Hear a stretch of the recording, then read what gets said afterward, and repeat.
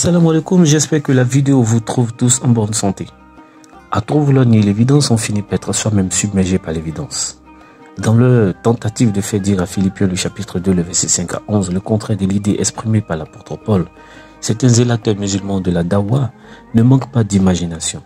Avec le sarcasme qui le caractérise, Aymen, alias Jésus musulman, voudrait faire croire que ce passage dépeint simplement Jésus comme un grand prophète doté de grands pouvoirs, mais qui n'a jamais cherché à se faire égal à Dieu. Yes! Philippiens 2. Ah, c'est trop bien, Philippiens 2. Alors ça, c'est les versets que les chrétiens aiment beaucoup citer pour essayer de prouver que Jésus, c'était Dieu et qu'il est venu sur terre sous forme humaine. Voilà les versets que les chrétiens aimaient, aimaient parce qu'ils vont plus citer ces versets, d'accord ? Vous allez plus citer ces versets-là parce qu'on va voir que ça prouve justement que Jésus n'est pas Dieu du tout. Alors qu'est-ce que ça veut dire existant en forme de Dieu? Est-ce que Paul voulait montrer que Jésus c'est Dieu? Il suffit de regarder le début de l'épître aux Philippiens. Que la grâce et la paix vous soient données de la part de Dieu notre Père et du Seigneur Jésus-Christ. Ça veut dire que pour Paul, Dieu c'est le Père de Jésus. C'est pas Jésus. Alors qu'est-ce que ça veut dire existant en forme de Dieu? Eh bien on sait que dans la Bible, il y a plusieurs créatures qui sont appelées Dieu, dans le sens où ce sont des personnes qui ont beaucoup de pouvoir ou qui peuvent accomplir beaucoup de miracles. Et c'était le cas de Jésus. Ayant toutes ces capacités-là, il n'a pas cherché à vouloir être l'égal de Dieu, mais il s'est rabaissé. Tout simplement. La Bible nous donne plusieurs exemples de personnes qui sont appelées Dieu dans le sens où ils peuvent accomplir des miracles, où ils ont une certaine puissance, ou bien ce sont des juges, mais pourtant ils ne sont pas le véritable Dieu. Et c'est pour ça que, pour qu'il n'y ait pas de confusion, la Bible elle-même décrit le véritable Dieu comme étant le Dieu des dieux, celui qui est au-dessus de tout. Et Jésus lui-même va le confirmer dans Jean 17,3. Toi, le seul vrai Dieu, ça veut dire que tous les autres, même s'ils sont appelés dieux parce qu'ils ont un certain pouvoir ou une certaine autorité, eh bien ça ne vient pas de eux-mêmes. Et quand on regarde le contexte de Philippiens 2, Paul est en train d'exhorter les gens à être humbles, à faire comme Jésus. Si vous vous rabaissez comme Jésus, Jésus qui avait la capacité de juger, qui avait l'autorité, qui pouvait accomplir des miracles, il n'a pas dit « Regardez tous les miracles que je fais, c'est trop fort, c'est moi le roi, etc. » Il n'a pas cherché à être égal à Dieu comme plusieurs ont essayé de le faire. Non, il est resté tout simplement semblable aux hommes, alors que c'était un grand prophète. Il a pris une forme de serviteur, tout simplement. Et Dieu l'a récompensé pour ça. Bon, maintenant... Le raisonnement de Aymen est fondé sur une totale méconnaissance. Alors là, une méprise absolue de la syntaxe du texte. Faisons un bref état des lieux.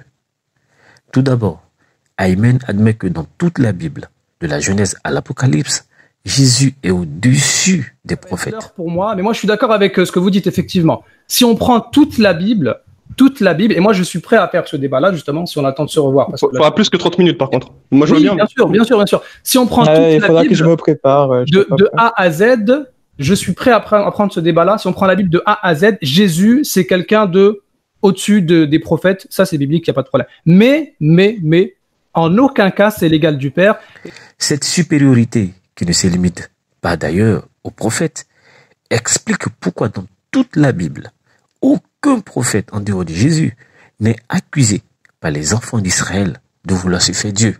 Même Moïse, qui fut désigné comme Elohim pour Pharaon, en Exode le chapitre 7, le verset 1, n'a jamais été accusé de se faire Dieu ou de vouloir se faire égal à Dieu. Pour revenir à notre test de base, Philippiens le chapitre 2, nous avons un substantif grec, arpagmos, qui est un apax legoménon, c'est-à-dire un mot qui n'apparaît qu'une seule fois dans le corpus biblique, et qui a deux sens possibles. D'abord, un sens actif, le rapien dit axio, qui évoque une action, une chose que l'on dérobe, que l'on arrache de force, une usurpation, un brigandage ou un vol, etc. La traduction du Monde Nouveau publiée par les témoins de Jéhovah va en ce sens. Lui qui, bien qu'ayant la forme de Dieu, n'a pas songé à une usurpation, c'est-à-dire à être égal à Dieu.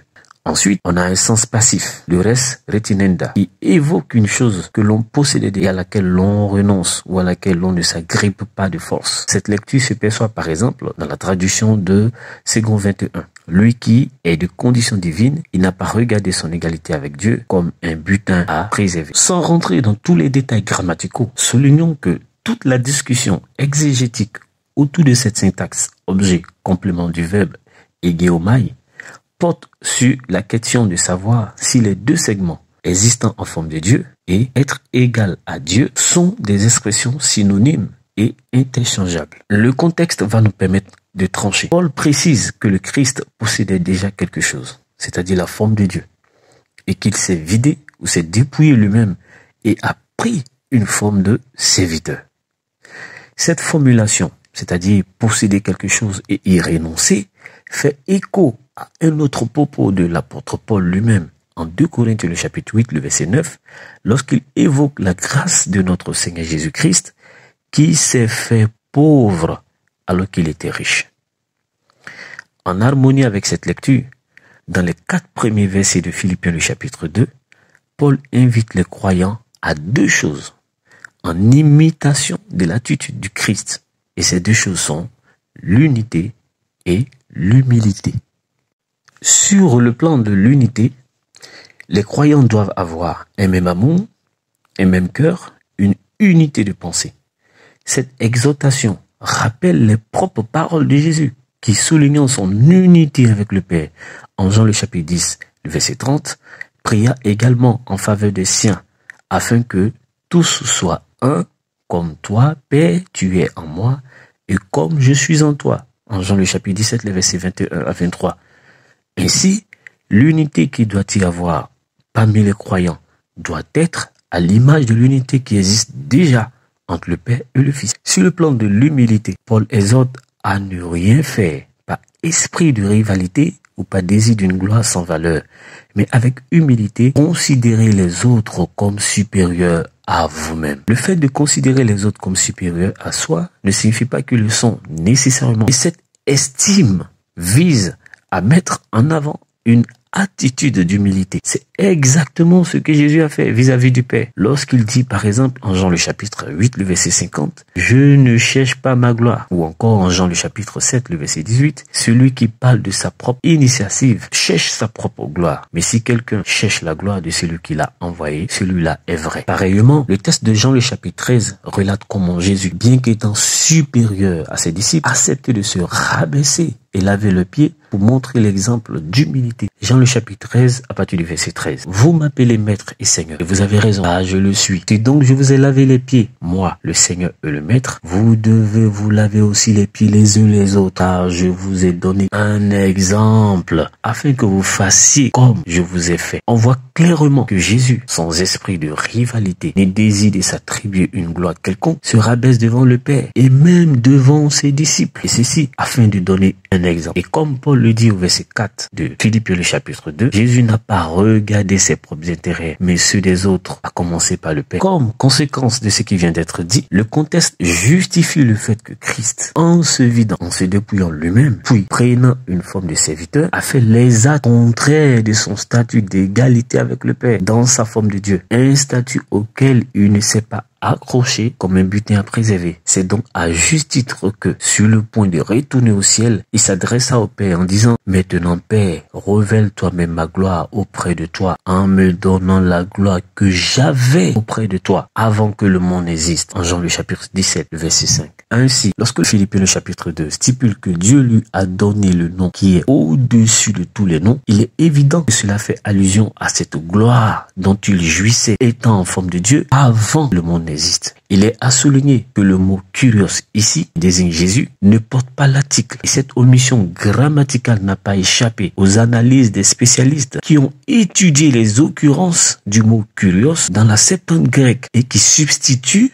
le tétragramme, le nom par excellence de Dieu parmi les Juifs, comme le remarque le chercheur indépendant John Brent Bright dans un numéro de la revue de traduction biblique Le Sycomore. La Septante témoigne d'une pratique au sein de la tradition grecque de Yod et Vav et le tétragramme, le nom de Dieu par excellence, tout à fait particulier. La glose retenue, kurios, manque bizarrement d'articles. Les spécialistes l'affirment déjà pour certains livres.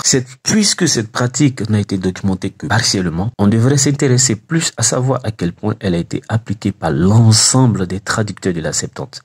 L'étude actuelle intègre donc pour la première fois l'intégralité des traductions de Yod et Vav et, donc le tétragramme en grec, pour répondre à ce besoin. Ici, nous avons les statistiques indiquant qu'à plus de 80% des occurrences de kurios substituant le tétragramme, il est toujours sans article. Cette pratique faisait fonctionner kurios comme un nom propre. Nous pouvons ainsi postuler que kurios permettait aux juifs grécophones de préserver le caractère tout à fait remarquable d'un nom propre divin, alors que kurios devrait normalement porter l'article. Ainsi, l'affirmation du verset 11 de Jésus comme Seigneur, kurios, confessé par toute langue et devant lequel tout genou se plie, indique que kurios ici fait référence au nom divin, exactement le statut d'égalité qu'il avait dans sa forme de Dieu. D'ailleurs, pour un juif, quel nom autre que celui de l'Éternel, le tétragramme, est au-dessus de tout nom. Donc le verset 7 stipule que le Christ s'est dépouillé lui-même en prenant une forme de serviteur, en devenant semblable aux hommes. Selon Aymen, cela signifie qu'il est resté semblable aux hommes alors que c'est un grand prophète. Non, il est resté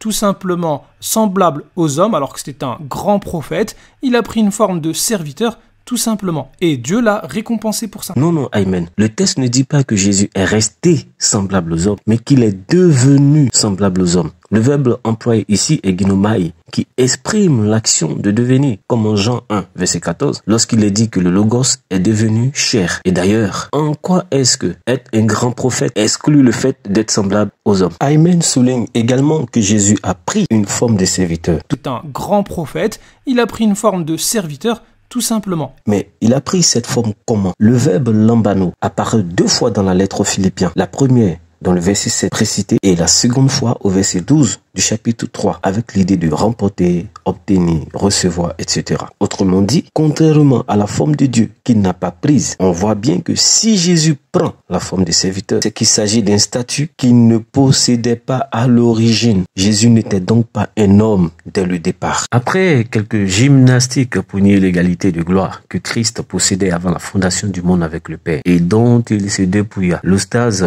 Kwame Ekra Henry, un musulman zélé de la Dawa ivoirienne, va finalement se noyer et confirmer malgré lui que le Christ a délaissé sa condition divine pour prendre la chair humaine et qu'il a abandonné sa position divine pour devenir un simple homme. Écoutons plutôt. Allahu Akbar. Bon, comme déjà les gens sont dans le groupe, chacun va lire et va nous comprendre. Ta question, je vais répondre ça vers la fin de mon audio, de mon intervention. Le texte commence en disant, ayez, n'est-ce pas, l'attitude de Jésus-Christ. Donc, quelle est l'attitude de Jésus qu'on vous recommande à avoir? C'est justement, c'est de se rabaisser.